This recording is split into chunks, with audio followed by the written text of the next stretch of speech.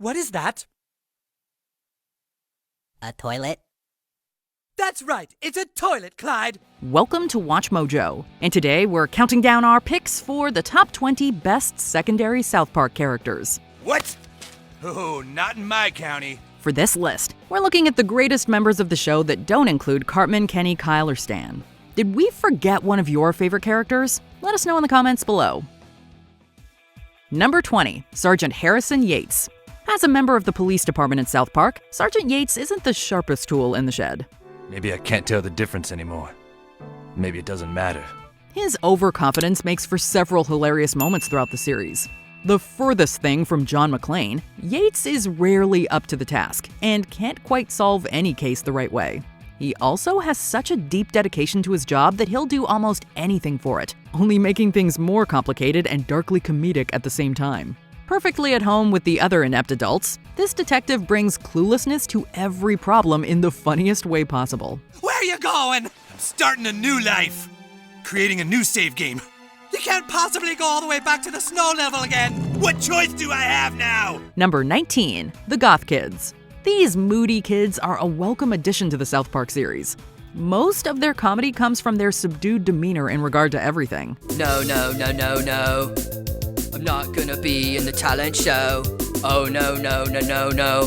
With a couple of subtle hair flips, the ensemble marches to the beat of their own drum. Despite all of the chaos that happens in the town, this social group tends to keep a low profile, with their trademark monotone and cigarette smoking. Shallow life. Drowning alone, I gasp for air. Coldness creeps over pale skin. There's sadness so deep it pulls me down. Parodying goth stereotypes, this group of characters ends up surprising the audience with their unexpected and entertaining plots. The Goth Kids might not seem entertaining on the surface, but more than make up for it with their dancing. Number 18, Ike BROFLOVSKI. Hailing from Canada, Ike isn't like the other BROFLOVSKIs. Kick the baby! Don't kick the baby. Kick the baby! He's actually adopted and has a distinct appearance that the creators reserve for Canadian roles. Due to his younger age, Kyle's innocent brother often brings a cuteness and honest observation to his scenes. He's definitely a far cry from the likes of Terrance Phillip. However, this doesn't mean that he can't hold his own as a precocious child. Princess. The character has also revealed his sometimes extraordinary intelligence in certain episodes. Some of his finest moments come when he acts like an ordinary adult. Lest we forget, he's also a pretty good hockey player. Number 17, Tolkien Black. In another bold use of satire, Tolkien is one of the only black roles on the show. His name and existence are an obvious reference to the word token, commenting on the lack of parts for black characters on TV. His name is Tolkien? Yes, you know his name is Tolkien. I thought your name was Token. My name is Tolkien. He also reminds viewers of the series' Colorado setting that's predominantly white and rural. He's usually found to be among the smarter elementary school boys, but often has to fight back against the backward thinking of his classmates.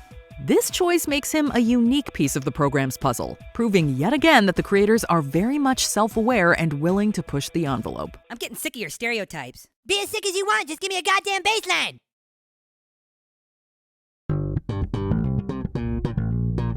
God damn it. Number 16, Officer BARBRADY.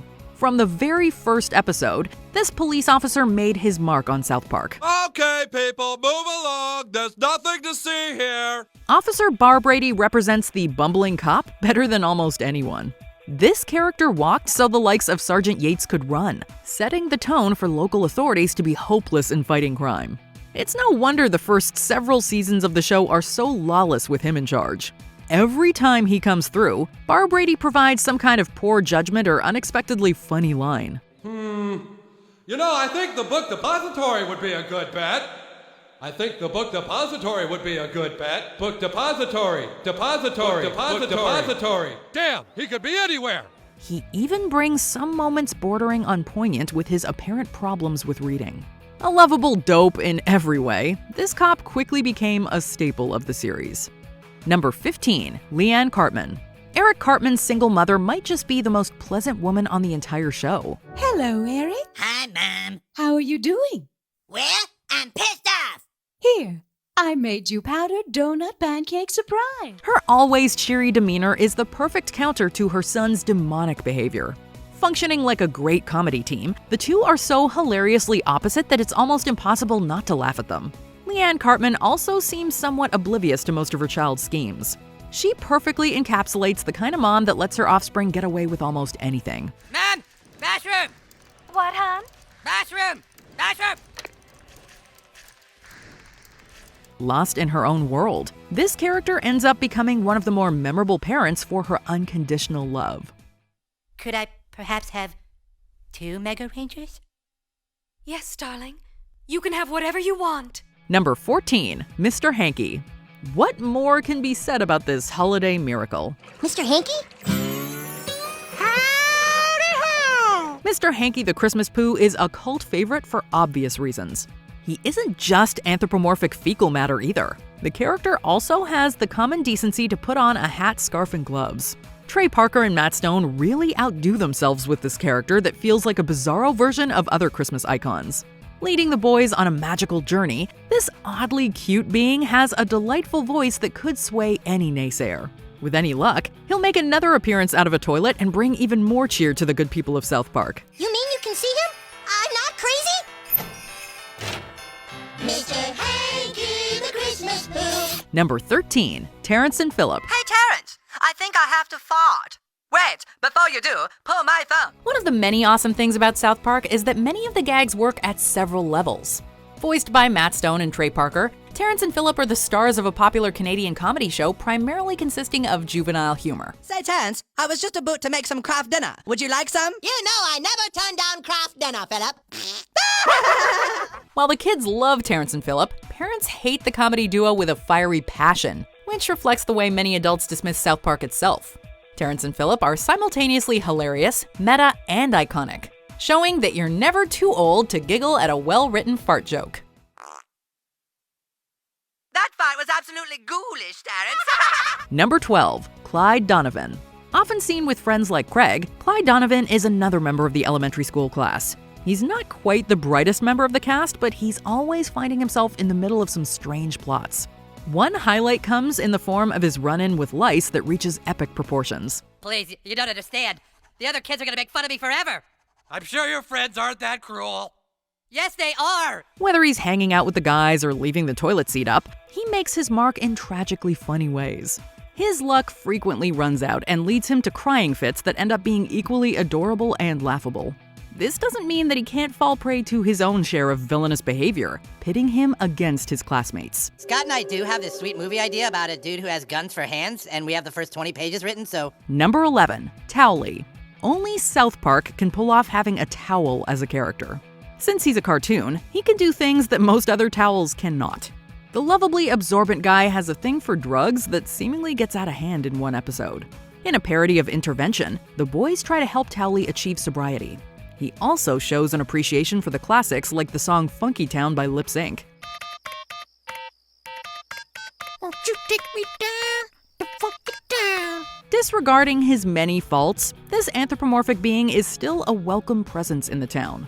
At the very least, he has a catchphrase that transcends the series. That's why Tally says, don't forget to bring a towel. Number 10, Wendy TESTABURGER.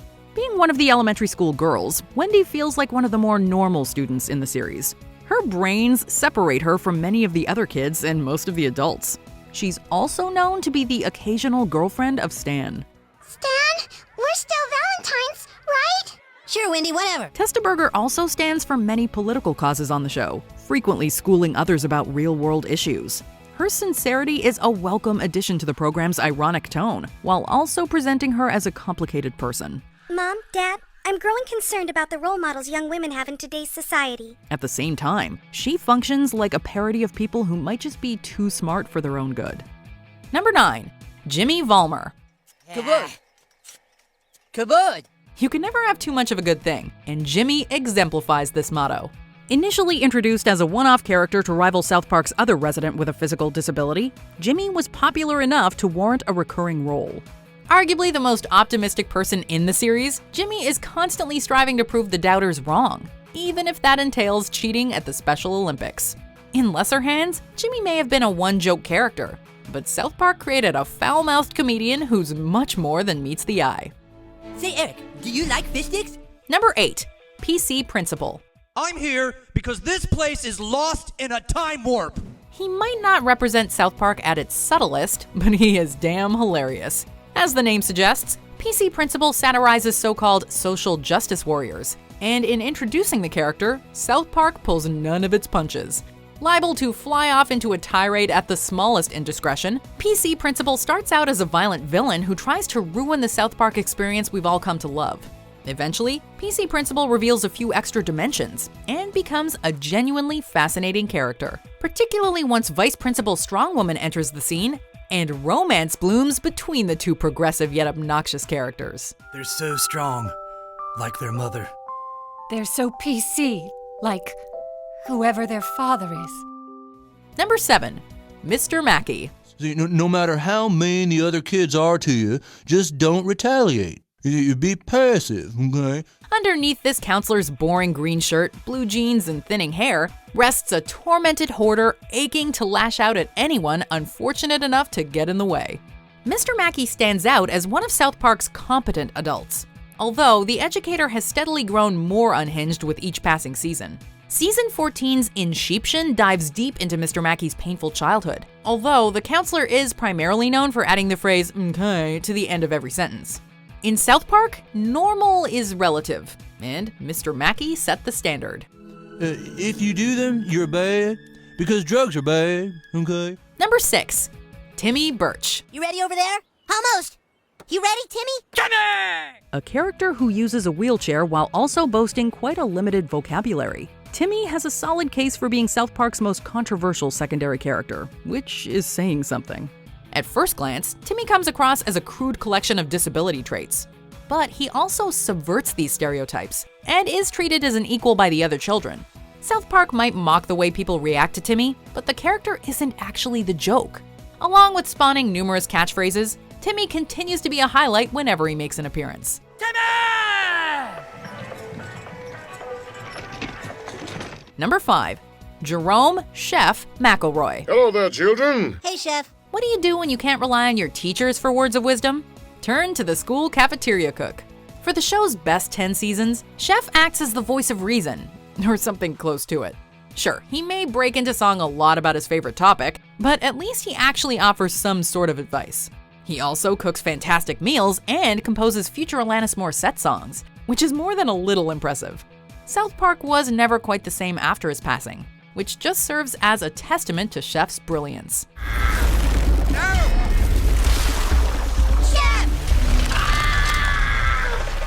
Number 4. TWEEK. I can't take that kind of pressure. No, sweet Jesus, please. Perpetually on the verge of a panic attack, TWEEK doesn't exactly exude positivity. But that hasn't stopped the kid from becoming one of South Park's standout secondary characters. When not unwittingly aiding Cartman during one of his schemes, TWEEK can be found hanging out with Craig. Initially introduced as enemies, TWEEK and Craig eventually form such a close friendship that the town becomes convinced they're dating. While it isn't true at first, TWEEK and Craig steadily embrace the idea and start to date, becoming one of South Park's most endearing couples. Thank you, Craig.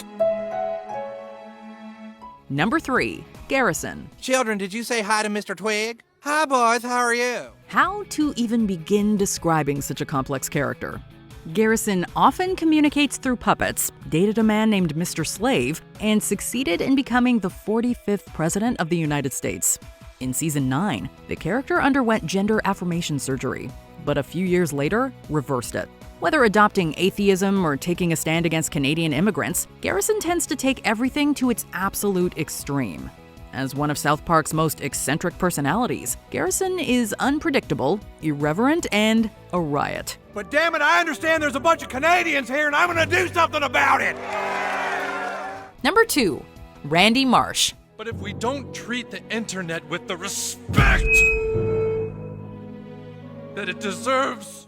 Stan's father is a walking contradiction, but in the most entertaining way.